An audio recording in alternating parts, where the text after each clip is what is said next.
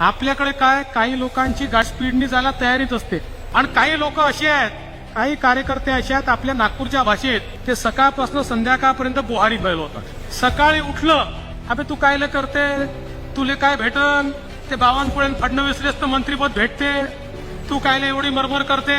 जे सकाळपासून संध्याकाळपर्यंत बोहारी फैलवते, म्हणजे ज्याची गाडी स्पीडनं चालली आहे त्याच्या गाडीत एक स्पोक टाकून देते आणि त्याच्या पेट्रोलमध्ये थोडे साला शक्कर टाकूनच देते.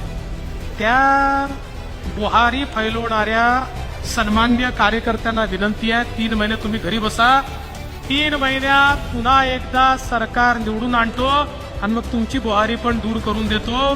पण किमान जे कार्यकर्ते ताकदीनं मैदानात उतरून काम करतायत त्यांच्यामध्ये निराशा पसरवू नका. बघा, आपण छत्रपती शिवरायांचं नाव सांगतो. छत्रपती शिवरायांचे मावळे 5,000 असायचे, समोर खानाच्या फौजा या लाखाच्या असायच्या. पण छत्रपती शिवरायांच्या मावळ्यांना माहिती होतं आपण केवळ राजा करता लढत नाहीये, आपण देव देश आणि धर्माकरता लढतोय. आणि म्हणून देव देश आणि धर्माकरता लढत असताना अशा प्रकारे 5,000 मावळे तुडून पडायचे की लाखाच्या फौजा त्या ठिकाणी जमीनदोस्त व्हायच्या आणि छत्रपती शिवरायांचं स्वराज्य त्या ठिकाणी तयार व्हायचं.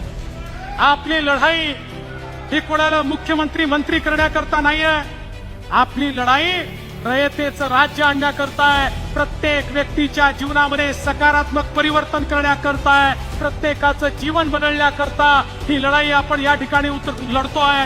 आणि आपल्यावर ही जबाबदारी आहे बंधू भगिनींनो, आपल्याला मैदानात उतरावंच लागेल. आणि मी तुम्हाला विश्वास देतो, तुम्ही ताकदीनं जर मैदानात उतरलात, या नागपूर जिल्ह्याच्या 6 जागा महायुतीच्याच निवडून येतील हा विश्वास व्यक्त करतो.